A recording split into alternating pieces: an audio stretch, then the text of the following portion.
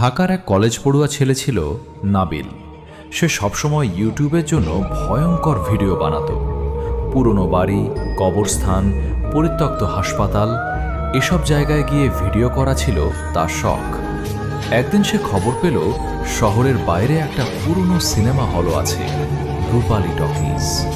লোকজন বলতো সেখানে রাতে গেলে অদ্ভুত শব্দ শোনা যায়। অনেক বছর আগে সিনেমা হলটায় আগুন লেগে বহু মানুষ মারা গিয়েছিল। নাবিল ভাবল এটা তো দারুণ কন্টেন্ট হবে। তাই এক রাতে ক্যামেরা আর মোবাইল নিয়ে সে একাই চলে গেল রূপালী টকিজে। পুরো জায়গাটা অন্ধকার, দেয়ালে পোড়া দাগ, ছেঁড়া সিনেমার পোস্টার বাতাসে উঠছে। রাত তখন 1টা। নাবিল মোবাইল ক্যামেরা অন করে লাইভ শুরু করল।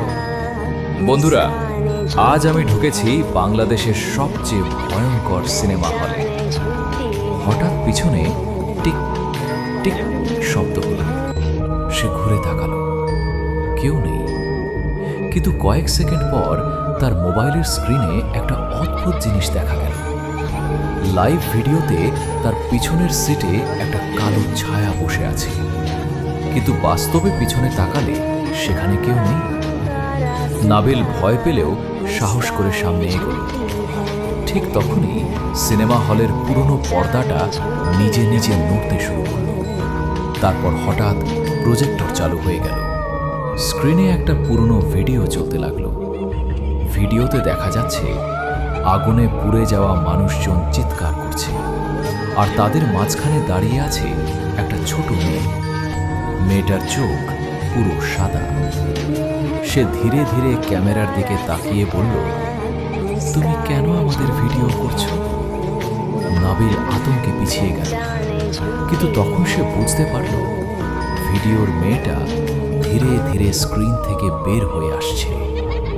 সিনেমা হলের সব দরজা হঠাৎ বন্ধ হয়ে গেল। চারদিকে শুধু আগুনের গন্ধ।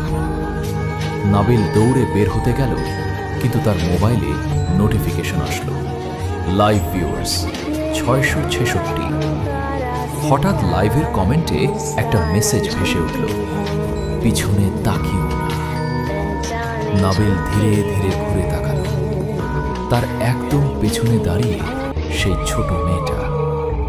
তার মুখ পুরে কালো হয়ে গেছে, আর হাতে ধরা নাবিলেরই মোবাইল। তারপর পুরো স্ক্রিন কালো হয়ে গেল। পরদিন সকালে পুলিশ শুধু একটা ফোন খুঁজে পায়। ফোনের ভিতরে শেষ রেকর্ড হওয়া ভিডিওতে দেখা যায় অন্ধকারের মধ্যে নাবিল চিৎকার করছে, আর তার পিছনে শত শত পোড়া মুখ দাঁড়িয়ে হাসছে।